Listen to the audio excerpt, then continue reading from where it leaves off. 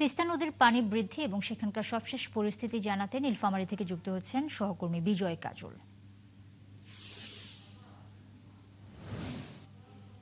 বিজয়, আমরা যতটুকু জানি তিস্তা নদীর পানি বেড়েছে, সেটা কি আসলে বিপদসীমার কাছাকাছি এসেছে কিনা, সবশেষ কি খবর রয়েছে এবং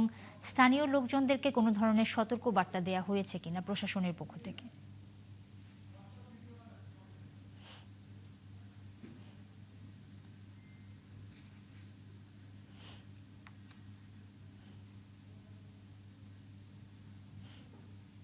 সীমার ১৫ সেন্টিমিটার নিচ দিয়ে প্রবাহিত হচ্ছে। এর আগে সকাল আহ, ন- ৬টা এবং ৯টায় ১ সেন্টিমিটার নিচ দিয়ে প্রবাহিত হচ্ছিল।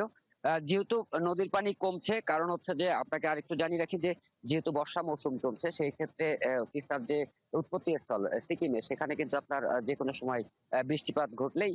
সেই বৃষ্টির ঢলটা কিন্তু আস্তে আস্তে পাহাড়ি ঢল সেটি নেমে একেবারে ভারত হয়ে ভারতের যে গড়দুলবা সেখান থেকে এসে আপনার বাংলাদেশ মধ্যে প্রবেশ করে। যখন গজলডোবা কর্তৃপক্ষ আপনার ব্যারেজের গেট খুলে দেয়, তখন কিন্তু আপনার এই নীলফামারীর অংশে, যেটি বাংলাদেশের প্রবেশদ্বার, সেই অংশে কিন্তু আপনার তিস্তার পানিটা প্রবেশ করে এবং একটি বড় ঢল নিয়ে আসে। আমরা যেটি এখন পর্যন্ত জানতে পেরেছি এবং পানি উন্নয়ন বোর্ডের সাথে কথা বলে যতটুকু জেনেছি, তারা যেটি জানাচ্ছেন যে এই মুহূর্তে তিস্তা নদীর পানি বৃদ্ধি পাওয়ার আর কোনো সম্ভাবনা নাই, যেহেতু ভারতের উজান অংশে সেক্ষেত্রে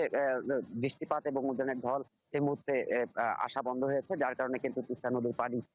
এই আগামী ২৪ ঘন্টায় বৃদ্ধি পাওয়ার সম্ভাবনা নাই। তবে তারা পানি উন্নয়ন বোর্ড সবসময় সতর্ক অবস্থায় রয়েছে, যেহেতু তিস্তা উৎপত্তি স্থল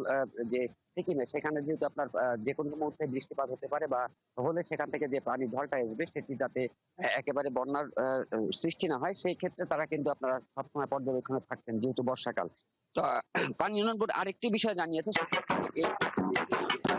একেবারেই কমে আসছে এবং